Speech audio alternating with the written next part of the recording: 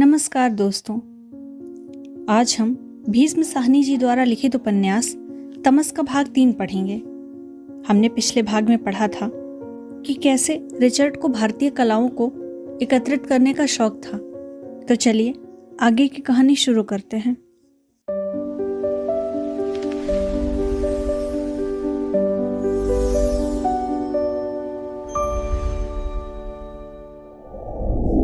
यहाँ 3 मूढ़े वाली काली लकड़ी की एक लंबी नीची तिपाई रखी थी।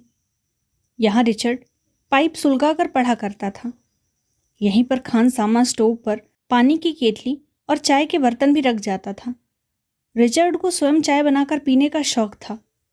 तिपाई की अधखुली किताबें, पत्रिकाएं रखी थीं और साथ में पाइप स्टैंड रखा था जिसमें तरह तरह के 7-8 पाइप रखे थे। तिपाई के ऐन ऊपर बड़े गोल शेड का लैंप लटक रहा था। पढ़ते समय बत्ती जलाने पर प्रकाश का वृत्त इन्हीं 3 मूढ़ों और तिपाई पर ही बना रहता, बाकी कमरे में अंधेरा रहता था। लीजा की कमर में हाथ डाले रिचर्ड बुद्ध की मूर्तियां, जिन्हें उसने लीजा को चले जाने के बाद इकट्ठा किया था, एक एक करके दिखा रहा था। बंगले के बाहर होता हूँ तो हिंदुस्तान के किसी शहर में होता हूँ, बंगले में लौटता हूँ तो पूरे हिंदुस्तान में लौट आता हूँ, रिचर्ड कह रहा था। मोटे काले फ्रेम का चश्मा, मुंह में पाइप, कोहनियों पर लगे झंबो वाला पुराना कोट और नीचे कार ड्राई की ढीली सी पतलून पहने एक कमरे से दूसरे कमरे में आता हुआ रिचर्ड किसी संग्रहालय का क्यूरेटर लग रहा था। वह बुद्ध की एक मूर्ति के सामने आकर रुक गया। बुद्ध की मूर्तियों की सबसे बड़ी खूबी यह धीमी सी मुस्कान है जो उसके होठों के आसपास खेलती रहती है। बुद्ध के चेहरे को ऐसी रोशनी में रखना चाहिए जिसमें यह मुस्कान उघड़ आए। ठहरो, मैं तुम्हें दिखलाता हूँ, रिचर्ड ने कहा और सामने रखी बुद्ध की मूर्ति को थोड़ा दाईं ओर को घुमा दिया और बटन दबा दिया, जिससे बुद्ध की ऐन ऊपर टंगी रोशनी जग गई। देखो लीजा, देखो, रिचर्ड ने चहक कर कहा। लीजा को लगा भी कि बुद्ध के चेहरे पर मुस्कान सहसा खिल उठी है। शांत, स्निग्ध, तनिक व्यंग्यपूर्ण मुस्कान होठों के कोनों में छिपी रहती है। 45 डिग्री के कोण पर से हल्की सी रोशनी डालो तो जैसे मुस्कान फूटकर बाहर आ जाती है। अब इसी का कोण मोड़ दूं तो मुस्कान बहुत कुछ ओझल हो जाएगी। लीजा ने रिचर्ड के चेहरे की ओर देखा। ये आदमी लोग कितने अजीब होते हैं, कितना रस ले लेकर पत्थरों और खंडहरों के बारे में बात कर रहे हैं। कोई स्त्री इन बातों के बारे में जानते हुए भी इतना चहकेगी नहीं, इतनी डींग नहीं मारेगी। उसने रिचर्ड का बाजू दबा दिया और उसके कंधे पर अपना गाल रख दिया। बुद्ध के बुतों की यही सबसे बड़ी खूबी है, एक हल्की सी मुस्कान बुद्ध के होठों पर खेलती रहती है, रिचर्ड ने कहा और झुककर लीजा के बालों को चूम लिया। हर कमरे में तरह तरह की बत्तियां थी। जहां कहीं बैठने का प्रबंध था वहां से घंटी की तार किचन तक अथवा बाहर बरामदे तक चली गई थी। इन कमरों में घूमते रिचर्ड को देखकर कोई नहीं कह सकता था कि वह जिले का सबसे बड़ा अफसर है। यहाँ पर तो एक भारतीय इतिहास का मर्मज्ञ था, भारतीय कला का पारखी। हाँ, जब वह प्रशासन की कुर्सी पर बैठता था तो ब्रिटिश साम्राज्य का प्रतिनिधि था और उन नीतियों को कार्यान्वित करता था जो लंदन से निर्णीत होकर आती थी। एक काम को दूसरे काम से अलग रखना, एक भावना को दूसरी भावना से अलग रखना, उसके प्रशिक्षण की, उसके स्वभाव की विशिष्टता थी। वह एक तरह के काम में बिल्कुल दूसरी तरह के काम में बड़ी आसानी से अपने को ढाल लेता था। वह निजी रुचियों को सरकारी काम से अलग रख सकता था, अलग से देख सकता था। एक विशेष अनुशासन में उसका जीवन घूमता था। सप्ताह में 3 दिन वह कचहरी करता था, जिला मजिस्ट्रेट के नाते मुकदमे सुनता था। जब जज की कुर्सी पर बैठता तब वह भूल जाता कि वह हकीमों का नुमाइंदा है और नेटिव लोगों के मुकदमे सुन रहा है। तब वह न्याय करता, इंडियन पीनल कोड की धाराओं को यथावत लागू करता। एक क्षेत्र के विचार और भावनाएं दूसरे क्षेत्र में उलझ नहीं पाती थी। इसी कारण से उसे मानसिक परेशानी का सामना नहीं करना पड़ता था। वह कभी भी दुविधा का शिकार नहीं होता था। उसके अपने विश्वास क्या हैं, धारणाएं क्या हैं, इनके बारे में निश्चय से कुछ भी कह पाना कठिन था। शायद रिचर्ड ने यह सवाल अपने से भी कभी ना पूछा होगा। जब कभी दुविधा उठती तो वह अपने संवेदना को, अपने विचारों को अपनी डायरी में उड़ेल देता था। प्रशासन के क्षेत्र में उसकी निजी मान्यताओं का कोई दखल नहीं था, बल्कि वे असंगत थी। यह विचार कि हमारा आचरण हमारी मान्यताओं के अनुसार होना चाहिए एक ऐसा भोंडा आदर्शवाद है जिससे सिविल सर्विस में नाम लिखते ही अफसर अपना पिंड छुड़ा लेता है। फिर रिचर्ड की अपनी भूमिका क्या थी? प्रशासन में उसका विशिष्ट योगदान किस बात में था? वह उस योग्यता में पाया जाता था जिससे वह ब्रिटिश सरकार की नीतियों को कार्यान्वित करता था। उस पैनी दृष्टि में था, उस सूझ में था जिससे वह स्थिति को समझ लेता था, तथ्यों को पकड़ लेता था। उस चौकसी में था जिससे बिना किसी आहट के ब्रिटिश सरकार की नीतियों को अमली जामा पहनाया जाता था। यूँ तो यह सवाल ही असंगत है कि उसकी निजी मान्यताएं क्या थी। कोई भी व्यक्ति अपना व्यवसाय चुनते समय उसके नैतिक पक्ष के बारे में सोचता ही कब है? यह तो केवल निजी लाभ और निजी हित के बारे में सोचता है। एक दूसरे की कमर में हाथ डाले दोनों ड्राइंग रूम की ओर चल पड़े। लीजा को घर में यही कमरा सबसे अधिक पसंद था।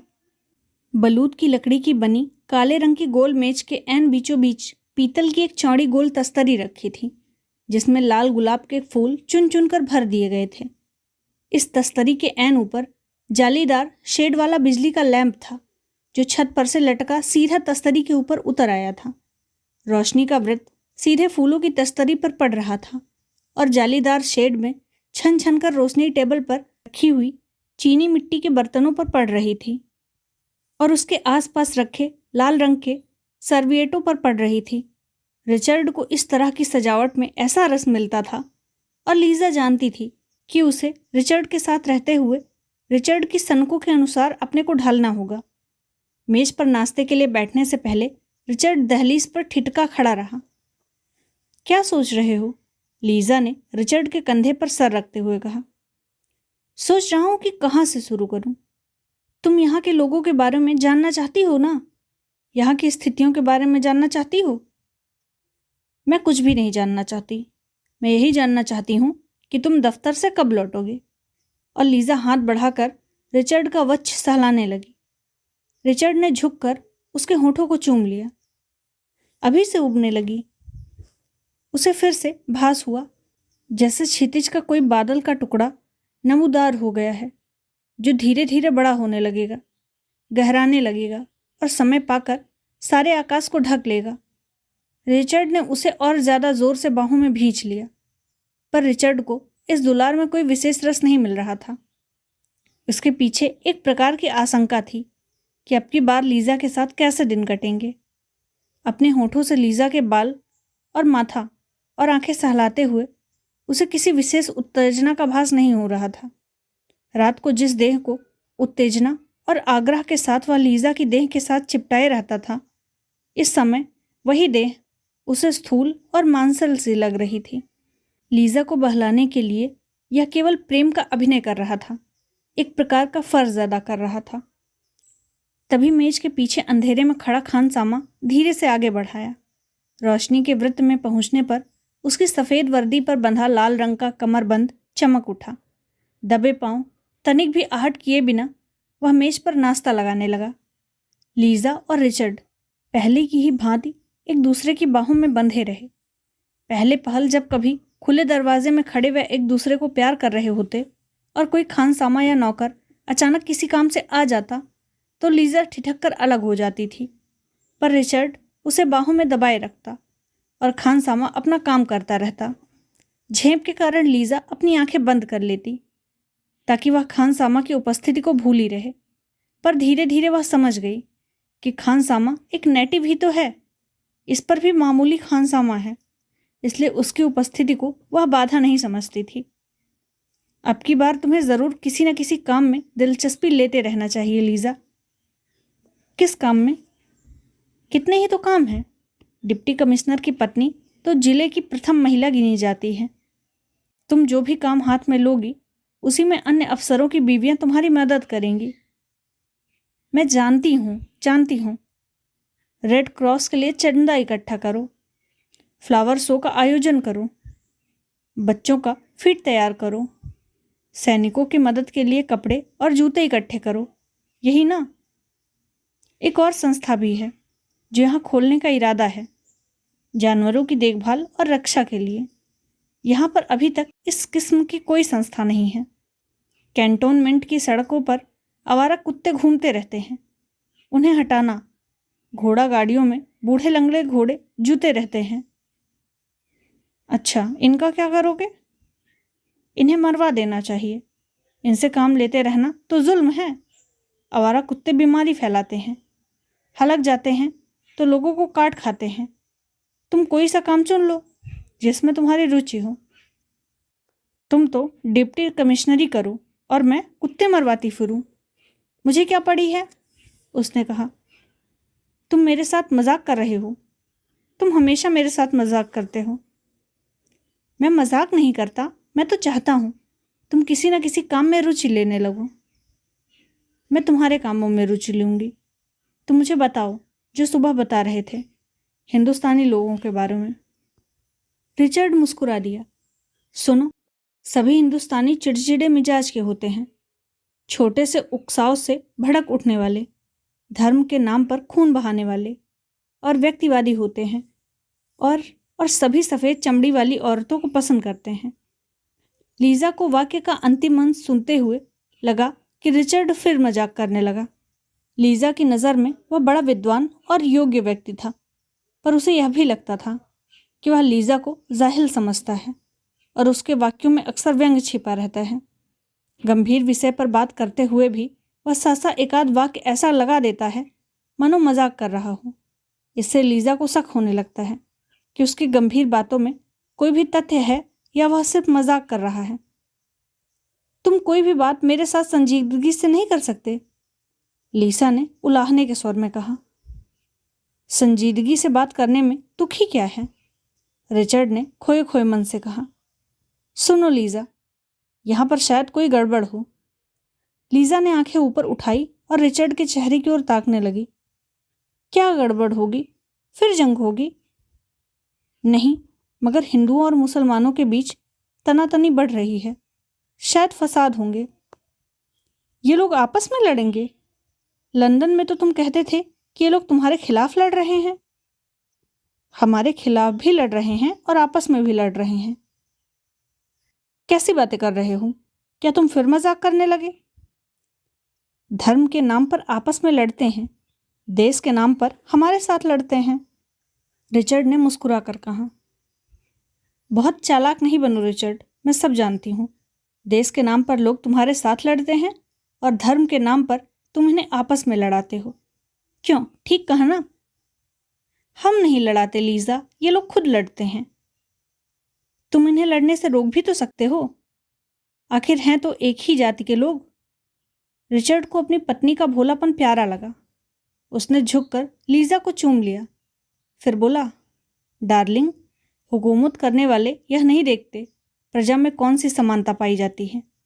उनकी दिलचस्पी तो यह देखने में होती है कि वह किन किन बातों में एक दूसरे से अलग हैं। तभी खानसामा ट्रे उठाकर चला आया। उसे देखकर लीजा बोली, यह हिंदू है या मुसलमान? तुम बताओ, रिचर्ड ने कहा। लीजा देर तक खानसामा को देखती रही, जो ट्रे का सामान रख चुकने के बाद बुद्ध का बुद्ध बना खड़ा रहा। हिंदू है। रिचर्ड हंस दिया। गलत। गलत क्यों? फिर ध्यान से देखो। लीजा ने ध्यान से देखा। सिख है, इसके दाढ़ी है, सिर पर टर्बन है। रिचर्ड फिर हंस दिया। खानसामा अभी भी मूर्तिवत निश्चेत खड़ा रहा। उसके चेहरे की एक भी मांसपेशी नहीं हिली थी। इसने दाढ़ी को तराश रखा है। सिख लोग दाढ़ी को तराशा नहीं करते, यह उनके धर्म के खिलाफ है। यह तो तुमने मुझे बताया ही नहीं था, लीजा बोली। मैंने कितनी ही और बातें तुम्हें नहीं बताई। जैसे जैसे ये कि सिखों के 5 निशान होते हैं। बालों के अलावा 4 चिन्ह और होते हैं। हिंदुओं के सिर पर चुटिया होती हैं। मुसलमानों के भी अपने निशान होते हैं। फिर खान पान में भी हिंदू गाय का मांस नहीं खाते और मुसलमान सूअर का मांस नहीं खाते। सिख लोग झटके का मांस खाते हैं, जबकि मुसलमान लोग हलाल का मांस खाते हैं। तुम नहीं चाहते कि मैं इनके बारे में कुछ भी सीख पाऊं? इतनी ढेर सी बातें किसी को याद रह सकती हैं? फिर खान सामे की ओर देखकर बोली, यह सब जान लेने के बाद क्या मैं देखते ही बता सकूंगी कि आदमी हिंदू है या मुसलमान? एक एक निशान देखे बिना कोई कैसे बता सकता है? फिर हंसकर बोली, मैं शर्त बांधकर कह सकती हूँ कि इन लोगों को खुद ही नहीं मालूम होता है कि हिंदू कौन है और मुसलमान कौन है। और रिचर्ड, तुम भी झूठ बोलते हो, तुम्हें भी नहीं पता चलता होगा। फिर खान सामा की ओर मुखातिब होकर बोली, खान सामा, तुम मुसलमान हो? मुसलमान मेम साहब। तुम हिंदू को मारेगा? खान सामा सकपका गया। उसने आंखें उठाकर मेम साहब की ओर देखा, फिर मुस्कुराकर साहब की ओर देखने लगा। फिर वह आगे बढ़कर रोशनी के वृत्त में आ गया और एक तस्तरी साहब के सामने बढ़ा दी, जिस पर एक तह किया हुआ कागज रखा था, और फिर पीछे अंधेरे में हट गया। रिचर्ड ने कागज को खोलकर देखा और फिर तह कहकर तस्तरी पर रख दिया। क्या है रिचर्ड? नगर की रिपोर्ट है लीजा, रिचर्ड ने धीमे से कहा और अपने विचारों में खो गया। कैसी रिपोर्ट रिचर्ड? शहर की स्थिति की। तुम तो जानती हो, मेरे पास हर रोज सुबह 3-4 महकमों की रिपोर्ट आती है। पुलिस सुपरिटेंडेंट की, हेल्थ ऑफिसर की, सिविल सप्लाईज ऑफिसर की। मुझे माफ़ करना, कहता हुआ रिचर्ड खाने वाले कमरे के बाहर निकल गया। थोड़ी देर तक लीजा हतबुद्ध सी बैठी रही। रिचर्ड ने अभी तक कॉफ़ी नहीं पी थी। वह असमंजस में थी कि वह स्वयं कॉफ़ी पी ले या रिचर्ड का इंतज़ार करे, पर रिचर्ड शीघ्र ही लौट आया। यह किसकी रिपोर्ट थी रिचर्ड? पुलिस सुपरिटेंडेंट की, रिचर्ड ने कहा। फिर आश्वासन के स्वर में बोला, कोई खास बात नहीं है, रोज का रूटीन रिपोर्ट है। लेकिन लीजा को लगा जैसे रिचर्ड कुछ छिपा रहा है। कुछ तो है रिचर्ड, तुम कुछ छुपा रहे हो। छिपाने को क्या है लीजा? फिर तुमसे छिपाऊंगा? शहर की बातों से मुझे या तुम्हें लगाव ही क्या है कि मैं छिपाता फिरूं? फिर भी कुछ तो है। सुपरिटेंडेंट ने क्या क्या लिखा है? उसने इतना भर लिखा है कि शहर में थोड़ा तनाव पाया जाता है हिंदुओं और मुसलमानों के बीच, मगर यह कोई नई बात नहीं है। हिंदुस्तान में आजकल जगह जगह पर तनाव पाया जाता है। फिर तुम क्या करोगे रिचर्ड? मुझे क्या करना चाहिए लीजा? मैं शासन करूंगा, और क्या करूंगा? लीजा ने आंखें ऊपर उठाई। फिर तुम मजाक करने लगे रिचर्ड।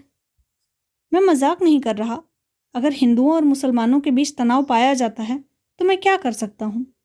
तुम उनका झगड़ा निपटाओगे नहीं? रिचर्ड मुस्कुरा दिया और कॉफी का घूंट भरकर सहज भाव से बोला, मैं उनसे कहूंगा, तुम्हारे धर्म के मामले तुम्हारे निजी मामले हैं, इन्हें तुम्हें खुद सुलझाना चाहिए।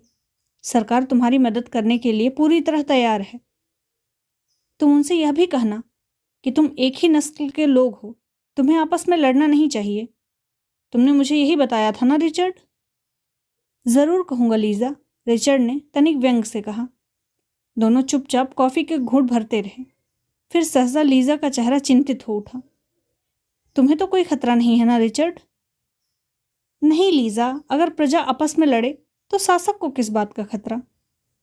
लीजा के जहन में बात उतरी तो उसकी आंखों में रिचर्ड के प्रति आदर भाव झलक आया। ठीक ही तो कहते थे। तुम कितना कुछ जानते हो रिचर्ड, तुम सचमुच बड़े समझदार हो। मैं यूं ही डर गई थी। मुझे जैक्सन की पत्नी ने एक बार बताया था कि हिंदुस्तानियों की किसी भीड़ को तितर बितर करने के लिए जैक्सन अकेला रिवॉल्वर हाथ में लिए भीड़ के पीछे पीछे भागने लगा था, और वह पोर्टिको पर खड़ी देख रही थी और बेहद डर गई थी कि जाने क्या हो जाए। तुम सोचो रिचर्ड, अकेला जैक्सन और सड़कों पर लोगों की भीड़, कुछ भी तो हो सकता था।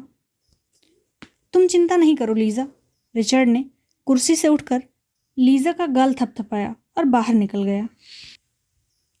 अंधेरा छटने लगा था। प्रभात फेरी की मंडली गलियां लांघती हुई इमाम दीन के मोहल्ले में पहुंची। रास्ते में शेर खान के घर से झाड़ू, बेलचे, कड़ाहियाँ और सफाई का अन्य सामान लेकर वे आगे बढ़ने लगे। सुबह की रोशनी में उनके थके थके पीले चेहरे साफ नजर आने लगे। मेहता जी को छोड़कर लगभग सभी के कपड़े मुचड़े हुए और मैले थे। बख्शी के सिर पर गांधी टोपी और एक और चिपकी हुई थी, मानो सिर पर लदा हुआ कोई बोझ अभी अभी फेंक कर आए हों।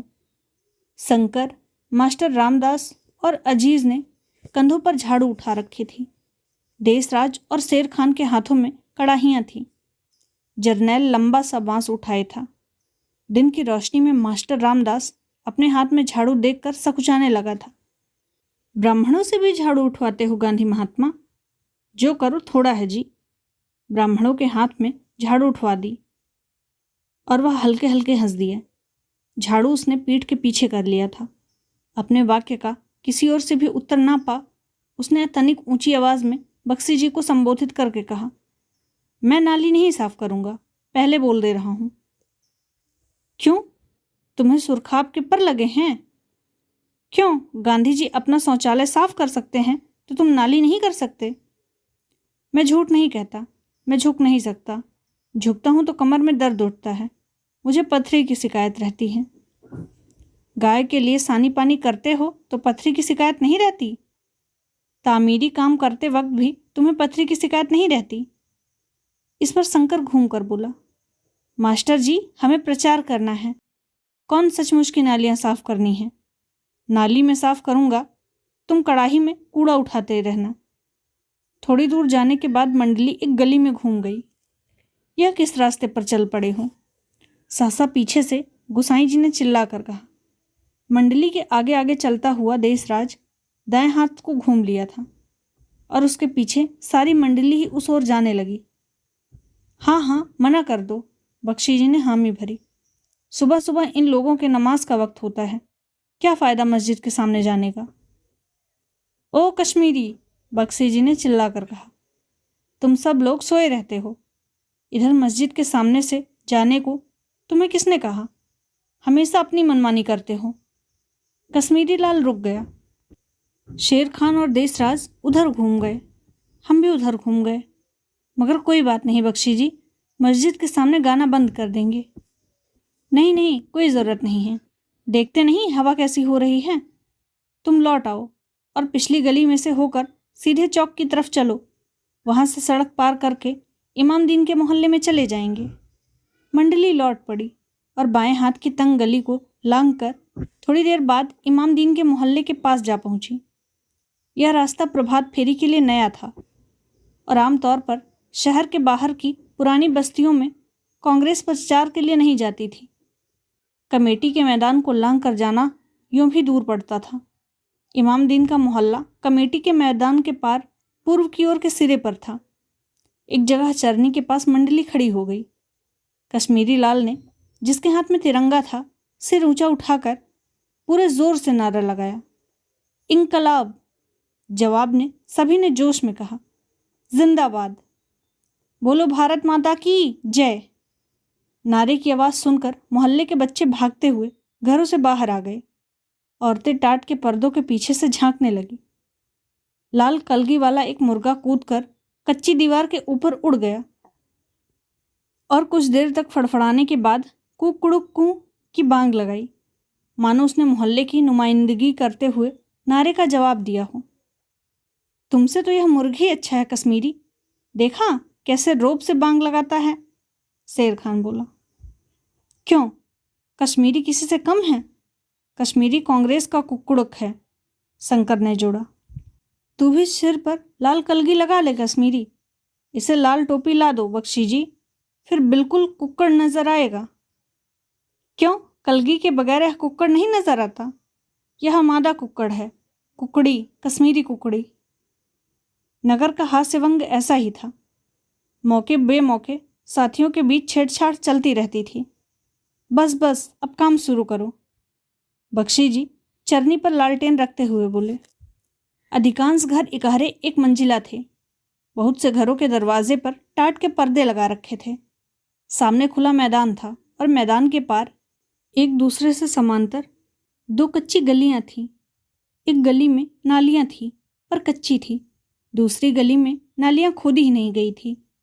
गली में ही माल मवेशी बंधे थे। घरों में से स्त्रियां सिर पर एक एक दो दो घड़े रखे पानी भरने जा रही थी। एक जगह एक बालक भैंस के नीचे गोबर उठा रहा था। नजदीक ही चरनी के पास दो बच्चे मैदान में एक दूसरे के सामने बैठे शौच कर रहे थे और बतिया रहे थे। तेरी टट्टी पतली क्यों है? मैं बकरी का दूध पीता हूँ, तू क्या पीता है? मैदान में ही एक और कोने में तंदूर खड़ा था। यहाँ पहुंचकर लगता था जैसे ये लोग गलियों के रास्ते ही किसी गांव में प्रवेश कर गए हैं। उठाओ बेलचे और तामीरी काम शुरू करो, बख्शी जी ने कहा। मेहता और मास्टर रामदास कड़ाही लेकर आंगन की ओर बढ़ गए। शंकर और कश्मीरी लाल ने बेलचे उठाए और नाली साफ करने चल पड़े। शेर खान, देशराज और बख्शी जी झाड़ू उठाकर आंगन बहारने लगे। आसपास के लोगों की समझ में नहीं आ रहा था कि क्या होने जा रहा है। तांगा हाँकने वाला एक छाछी अपने घर के बाहर आकर मैदान के किनारे अपने पैरों के बल बैठ गया, पर बख्शी जी को झाड़ू लगाते देखकर वह उठ खड़ा हुआ और लपक कर बख्शी जी के पास जा पहुंचा। क्यों हमें शर्मिंदा करते हो बाबूजी? हमारा घर तुम बहारोगे, लाइए झाड़ू मुझे दीजिए। नहीं नहीं, ये हमारा ही काम है, बख्शी जी ने जवाब दिया। नहीं बंदा परवर, कभी यूं भी हुआ है? आप पढ़े लिखे खानदानी लोग हो, हम आपसे झाड़ू लगवाएंगे? तौबा इस्तफार, लाइए मुझे दीजिए, हमें क्यों दोज़ख की आग में ढकेलते हो? बख्शी जी को उसका व्यवहार भला लगा। कांग्रेस के प्रचार का असर हो रहा है, उन्होंने मन ही मन कहा। यही तामीरी काम का मतलब है, और क्या। कश्मीरी और शंकर बेलचे उठाए घरों के साथ साथ जाने वाली कच्ची नाली में से लसलसा कीच निकाल रहे थे। जब से नाली खोदी गई थी उसमें गंदा पानी जमा होता रहा था और अब उसने गहरे लसलसे कीच का स्वरूप ले लिया था। जितनी मुद्दत यह लसलसा कीच नाली में पड़ा रहा, बदबू नहीं आई, पर जब शंकर और कश्मीरी लाल उसे बेलचे से निकाल कर नाली के किनारे किनारे जगह जगह ढेर लगाने लगे तो बदबू से नाक फटने लगी और मच्छर नाली पर से उड़ उड़ कर चारों ओर फैलने लगे। नाली कुछ नहीं तो फुट भर तो गहरी रही होगी और उसमें ऊपर तक कीच भरा था। ओ बादशाहूं, यह क्या जुल्म करने लगे हो? एक छत की मुंडेर के पीछे खड़ा रंगी हुई दाढ़ी वाला कोई बुजुर्ग बोला। इधर बीमारी फेंक जाओगे तो उठाएगा कौन? नाली में पड़ा रहने देते तो कम से कम एक जगह बना तो रहता। अब इसके जगह जगह के ढेर लगा जाओगे, पहले से भी ज्यादा गंदगी फैल जाएगी। बख्शी जी दूर से यह काम देख रहे थे, कमर सीधी करके खड़े हो गए। उन्हें शंकर और कश्मीरी लाल पर गुस्सा आया। ये जवान लोग कभी नहीं समझेंगे। यह बुदबुदाए। तामीरी काम का मतलब ये नहीं कि सचमुच नालियां साफ करने लग जाओ। इसका तो इतना भर मतलब है कि लोगों का ध्यान सफाई की ओर दिलाओ और देश की आज़ादी की ओर। पर बुजुर्ग अपना सुझाव दे चुकने के बाद मुंडेर पर से हट गया था और बख्शी जी फिर आंगन बुहारने लगे थे। तभी सामने वाली गली में से एक सफ़ेद दरीस बुजुर्ग निकला, हाथ में तस्बीर पकड़े हुए था। जाहिर है मस्जिद की ओर जा रहा था। सफ़ेद सलवार, सफ़ेद कुर्ता, ऊपर खुली एक तर्ज की बास्कट और सिर पर मुसद्दी लुंगी पहने था। चाल ढाल से ही लगता था कि कोई मजहबी आदमी है। इन लोगों को झाड़ू लगाते और नालियां साफ करते देखकर रुक गया। फिर रामदास की ओर देखकर, जो झाड़ू हाथ में लिए धूली मिट्टी में भूतना बना खड़ा था, बुजुर्ग बोला, हम लोगों पर एहसान का बोझ लादने आए हो? पर वह उनके सेवा भाव से बहुत प्रभावित हुआ जान पड़ा। आफरीन है, वाह वाह। और उसकी आंखें आंगन और गली और नाली पर लगे एक एक कार्यकर्ता की ओर जाने लगी। खुश रहो, वाह वाह, कैसा नेक दिल पाया है, आफरीन है, वह बार बार कह रहा था। हम क्या सफाई करेंगे बुजुर्ग वारम, हम कितना कुछ कर सकते हैं। बख्शी जी बुजुर्ग को बोलता देखकर झाड़ू उठाए और उसके पास चले आए थे, पर बुजुर्ग ने समझाते हुए कहा, मतलब गलियां साफ करने से नहीं, इसके पीछे जो जज्बा काम कर रहा है वह बहुत ऊंचा है। आफरीन, सद आफरीन। सफ़ेद दरीश बुजुर्ग ने कहा और धीमी गति से चलता हुआ मुस्कुराता हुआ मोहल्ले में से निकलकर मस्जिद की ओर जाने लगा। बख्शी जी को उसके मुंह से तामीरी काम की तारीफ सुनकर सुहानी खुशी हुई। उन्हें लगा जैसे आज का तामीरी काम सार्थक हो गया। वह देखो, मेहता जी और अजीज की तरफ, शेर खान ने हंसकर कहा। दोनों ने झाड़ू को हाथ तक नहीं लगाया। मेहता जी को तो अपने कपड़ों का ख्याल है। बख्शी जी ने घूम कर देखा। बड़े साफ सुथरे हाथों से मेहता जी एक एक कंकड़ उठा उठा कर कड़ाही में सजा रहे थे। तर्जनी और अंगूठे से एक एक कंकड़ उठाता और कड़ाही के पास आकर बड़े करीने से उसे डालकर देखता। दूसरी ओर रामदास था, जिसकी मूंछों और बालों पर अभी से मिट्टी की तह जमने लगी थी। आसपास बच्चों के अलावा बहुत से लोग इकट्ठा हो गए थे। टाट के पर्दों के पीछे से अनेक लड़कियां और औरतें, छतों पर जगह जगह खड़े मर्द तामीरी काम का प्रदर्शन देख रहे थे। जरनैल, जो अभी तक लंबा बांस हाथ उठाए चरनी के पास खड़ा था, चलता हुआ नाली साफ करने वालों के पास जा पहुंचा। नाली खोलने की जरूरत है क्या? बांस लगाऊं? उसने फौजी अंदाज में पूछा। आसपास खड़े लोग हंस दिए। यह तामीरी काम बकवास है, शंकर ने कमर सीधी करते हुए कश्मीरी लाल से कहा। नालियां साफ करने से स्वराज नहीं मिलेगा। शंकर और कश्मीरी दोनों पसीना पसीना हो रहे थे। नाली के किनारे वे 3 जगह पर कीच का ढेर लगा चुके थे। बहुत बकबक नहीं करना है शंकर, बख्शी जी ने, जो अब गली के बीचों बीच झाड़ू उठाए खड़े थे, शंकर का वाक्य सुन लिया था। भेजे में बहुत अक्ल आ गई है। बापू तो नालायक है ना, जो हम सबको चरखा काटने और तामीरी काम करने को कहते हैं। कर तो रहा हूं, तामीरी काम ही कर रहा हूं, और क्या कर रहा हूं, पर यह बकवास है। बख्शी जी सुबह सुबह शंकर के मुंह नहीं लगना चाहते थे, क्योंकि वह बड़ा मुंहफट आदमी था। फिर भी उनसे नहीं रहा गया। कुछ समझा कर शंकर, यह हमारी देशभक्ति का चिन्ह है। इस तरह हम गरीबों के स्तर तक उतर आते हैं। क्या गरीबी में काम करने जाओगे तो पतलून पहन कर जाओगे? झाड़ू लेकर या खादी पहन कर जाते हो? लोग तुम्हें अपना ना समझते हैं। जब से तामीरी काम करने लगे हो, आंदोलन ठप हो गया है, शंकर ने कहा। झाड़ू लगाओ और काटो चरखे। और उसने एक बेलची कीच में भरकर ढेर पर डाल दिया। तभी जर्नल ऊंची आवाज में बोला, तुम गद्दार हो, मैं तुम्हें जानता हूं, तुम कम्युनिस्ट हो। बस बस जर्नल, बख्शी जी ने झट से कहा। जर्नल बोलने लगेगा तो एक और बखेड़ा खड़ा हो जाएगा, उसे रोक पाना नामुमकिन हो जाएगा। तुम भी शंकर वक्त बेवक्त अपना हाँकने लगते हो, या कोई जगह है बहस करने की? उसी वक्त एक आदमी कमेटी के मैदान की तरफ भागता हुआ आया और शेर खान के घर की गली लांघकर एक और खड़े मोहल्ले के कुछ लोगों के पास जा पहुंचा और उसके साथ खुसफुस करने लगा। उसने काले रंग की वास्कट पहन रखी थी और बड़ा उत्तेजित लग रहा था। यूं तो इस तरह भाग कर आना मामूली सी बात थी, मगर यह जिस ढंग से भागता हुआ आया था, वह आसपास खड़े लोगों को अनूठा सा लगा। देखते ही देखते इधर उधर खड़े लोग वहां से हटने लगे। केवल छोटे छोटे बच्चे वहां खड़े रह गए। फिर फलक मारते ही टाट के पर्दे के पीछे से स्त्रियां हट गई।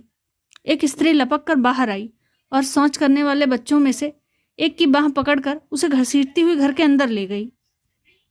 सख्ता सा छा गया। कांग्रेस कार्यकर्ता हैरान थे कि क्या बात हो गई। तभी वहीं सफ़ेद रीश, जो हाथ में तहजीब पकड़े आफरीन आफरीन करते हुए मुस्कुराते हुए यहाँ से गए थे, लौटते दिखाई दिए। मेहता और बख्शी जी साथ साथ खड़े थे और अनुमान लगा रहे थे कि क्या बात हो गई है, जो आनन फानन लोग वहां से हट गए हैं। उनका मन हुआ कि बुजुर्ग के पास जाकर उनसे पूछे कि क्या मामला है। हाथ में तस्बीज झुलाता हुआ सफ़ेद दरस आदमी उनके पास आकर खड़ा हो गया। क्षण भर वहां ठिठका खड़ा रहा, फिर छूटते ही बोला, आप साहिबान यहाँ से चले जाइए। अगर अपनी खैरियत चाहते हैं तो यहाँ से फौरन चले जाइए। कहते कहते उसकी आवाज़ ऊंची हो गई और ठुड्डी कांपने लगी और उसका चेहरा पीला पड़ गया। वह जैसे बख्शी जी और मेहता जी को संबोधित करके कह रहा था। अन्य कार्यकर्ता लपक कर पास आ गए। उठ जाइए यहाँ से, बुजुर्ग बोले जा रहा था। बस हो चुका जो आपको करना था, सुन रहे हैं आप? उसकी आवाज़ कांपने लगी थी। खंजीर के बच्चों, यहाँ से चले जाओ, वह चिल्लाया और कदम बढ़ाता हुआ वहां से चला गया। चारों ओर चुप्पी छा गई। बख्शी और मेहता एक दूसरे का मुंह ताकने लगे। बख्शी ने सोचा, मुमकिन है शंकर या कश्मीरी लाल ने, जो अक्सर उल जलूल बकते रहते हैं, किसी से कुछ कह दिया है जिससे मोहल्ले वालों को बुरा लग गया है। मगर यह आदमी तो बाहर से आया था, पहले यहाँ से जाते समय तो हमारी तारीफ करता गया। अब क्या बात हो गई जो इतना बौखला गया? तभी एक उड़ता हुआ पत्थर आया और बख्शी जी के पास आकर गिरा। कश्मीरी लाल और शंकर हतबुद्ध से बख्शी जी की ओर देखने लगे। क्या बात है? मास्टर रामदास ने पास आकर पूछा। चलो यहाँ से चलें, यहाँ कोई गड़बड़ है, बख्शी जी ने कहा। यहाँ पर आना ही भूल थी। कहाँ है देशराज जो हमें इधर ले आया है? मगर देशराज वहाँ पर नहीं था। किसी को मालूम नहीं था कि कब वहाँ से ये खिसक गया। कोई शरारत है, ज़रूर कोई शरारत। 2-3 पत्थर एक के बाद एक उड़ते हुए आए। एक पत्थर सीधा रामदास के कंधे पर लगा। निकल चलो यहाँ से, यहाँ ठहरो नहीं। कार्यकर्ताओं की मंडली हड़बड़ाकर वहाँ से निकलने लगी। ऊंचा बांस हाथ में उठाए जर्नल चिल्लाया, तुम सब बुज़दिल हो। मैं तुम में से एक एक को जानता हूँ। मैं यहाँ तामीरी काम करने जाऊँगा। इस पर बख्शी जी ने कड़क कर फौजी हुक्म सुनाते हुए जर्नल से कहा, झंडा संभालो जर्नल, कहाँ है झंडा? जर्नल फौरन अटेंशन हो गया और चप्पलें घसीटता चरनी के पास रखे झंडे को उठाने चला गया। तभी 2 पत्थर एक एक के बाद उड़ते हुए एक चरनी पर गिरा, दूसरा जहां जनरल खड़ा था जमीन पर पड़ा। इसके साथ ही 3 आदमी सामने की गली लांघ कर आए और गली के सिरे पर खड़े हो गए। मंडली के लोग चुपचाप वहां से निकलने लगे। कश्मीरी लाल ने जर्नल के हाथ से झंडा ले लिया। मेहता ने जमीन पर रखी कड़ाही कहीं उलट दी जिसमें वह कंकर बटोरता था और खाली कड़ाही उठाए मैदान पार करने लगा। बख्शी जी के हाथ में लालटेन झूल रही थी और उसकी गर्दन झुकी हुई थी। बेलचे कड़ाहियाँ शेर खान के घर में रख दें? मास्टर रामदास ने बख्शी जी से पूछा। अब जैसे हो चलते जाओ, यहाँ पर रुके नहीं। कश्मीरी लाल ने घूम कर देखा। गली के सिरे पर अब 3 की जगह 5 आदमी खड़े थे। मैदान के पार लोग आकर खड़े हो गए थे और उनकी ओर देखे जा रहे थे। मोहल्ले में से निकलकर वह कुतुबुद्दीन की गली में घुस गए। नानबाई की दुकान पर भी वैसे ही दृश्य देखने को मिला।